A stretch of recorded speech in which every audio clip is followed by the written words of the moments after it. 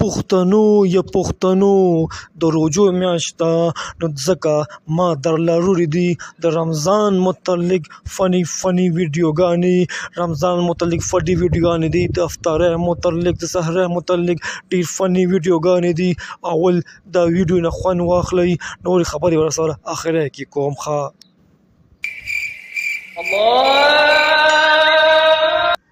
هلو هلکه روژه ماتي ته ناستې وروسته به داجي لږ صبر کوه په موبایل باندې رینګ ونه مخکې دې ولې نه ویل بېوقوفه وسته په دې وخت شغل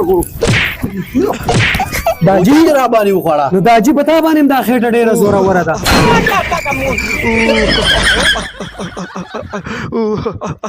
نو پښتنو تاسو په دې ویډیو پیښ ویو کنه لږ رنګ راغو او دغه رنګ ټون اذان او مشر وی کا اذان شروع شو نغه روجه ماته کا ډېره فني ویډیو نور ویډیوګانې مو ګورئ ښه.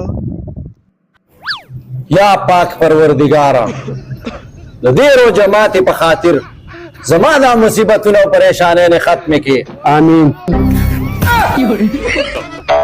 دا مې څه وکړه یار یوه ښځه وه هغه ولاړه یاربه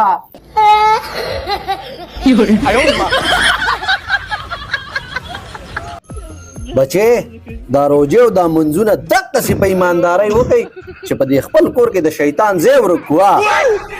داجي شیطان هسې مه بهانه کوه ما ته دې سترګې خړې کړي صفا خبره وکړه چې داسې د کوره وځمه.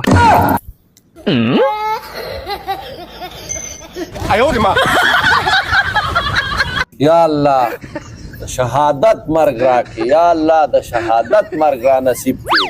لالا جهاد لته نه ځي اوس څه کې په سموسه کې تبم کېدم.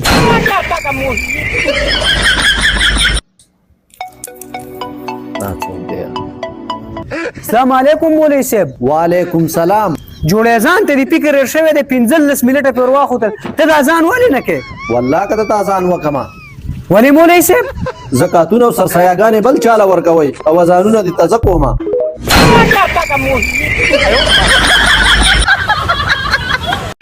بیا به نه خورم که نه توبه مې دې بیا به نه کوم که نه. نه نه خوره بچی هېڅ خبره نشته. لالا دا نورګل دی ولې تړلې؟ درو دا خوړلې ده دا طلاق شین بوزه دی. بس دغسې ښه دی. مسلمانانو کافرانو هیله مې کوي که نه روژه مې خوړلې ده چې هندو خو نه یم د روژه ماتي ته خو مې پرېږدئ.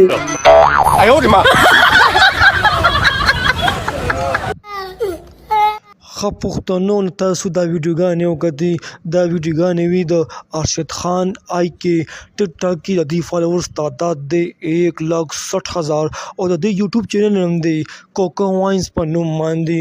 نو ظاهر خبره ده څو څونه ښایسته ویډیوګانې جوړوي نو فالوورز به په لکونو کې وي. روژو متعلق ډېر زبردستي ویډیوګانې جوړې کړې وي زما خو خوښې شوي یقینا ستاسو هم خوښې شوي وي او زموږ دا ویډیوګانې ستاسو خوښې وي نو زموږ چینل سبسکرایب کړئ کمنټ هم وکړئ لایک کړئ شیر هم کړئ ښه د خدای په امان.